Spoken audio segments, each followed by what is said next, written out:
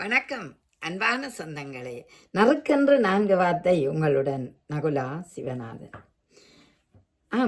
கோபம் பற்றி பேசலாம் என்று இருக்கின்றேன். எப்போதும் ஒரு மனித வாழ்க்கையில கோபம் வருவது இயல்பு. அது ஒரு உணர்ச்சியின் வெளிப்பாடாகத்தான் அந்த கோபம் இருக்கின்றது.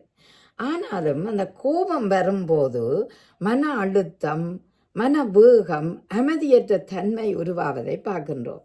இதனால தான் இந்த கோபம் அதிகமாக வன்முறை தூண்டப்படுவதை பார்க்கின்றோம். இன்று அதிகரித்து வரும் இந்த வன்முறைக்கு காரணம், அதாவது இளம் சிறார்களே இந்த கோபம் கூடுதலாக வருவதை பார்க்கின்றோம். உண்மையிலேயே கோபம் ஒரு நெகட்டிவ் தன்மையைத்தான் உருவாக்குறது. அது எங்களோட உணர்ச்சியை கூட்டி மன அழுத்தத்தை அதிகரித்து ஒரு வேகமான மன உணர்வை உருவாக்கக்கூடிய தன்மை இருக்கிறது. உண்மையிலேயே சினங்காப்பான் என்று அழகாகவே வள்ளுவர் சொல்லி இருக்கின்றார். ஆறுவது சினம் என்று ஔவையார் அழகாக சொன்னார். சினத்தை நீங்கள் ஆற போட வேணும், கட்டுப்படுத்த வேணும். ஒரு நாளும் சினத்தை நீங்கள் உங்களுக்குள்ளேயே வளர்க்கக்கூடாது.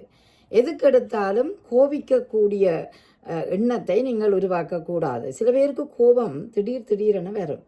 ஆனால் அந்த கோபத்தை உருவாக்க என்ன காரணங்கள் என்றால், சிலருக்கு வெறுப்பு, சிலர் பொறாம காரணமாக வரும், சிலருக்கு சில வார்த்தைகள் வெறுப்பை ஏற்படுத்திவிடும், இதனால் கோபம் வரும். சிலரை கண்டாலே பிடிக்காது, அவர்களுக்கு எந்த நேரமும் அவர்களில் கோபம் வரும். அப்போ இந்த நிலையில பார்த்தோம்னா கோபம் ஏன் வருகிறது என்பதை கண்டுபிடிக்கிறோம்.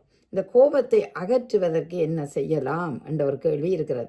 கோபத்தை அகற்றுவதற்கு நாங்கள் உண்மையிலேயே சில நேரம் தாங்க முடியாத கோபம் வந்தால் அதை வீட்டை விட்டு ஒரு சற்று நேரம் வெளியில் சென்று வாருங்கள்.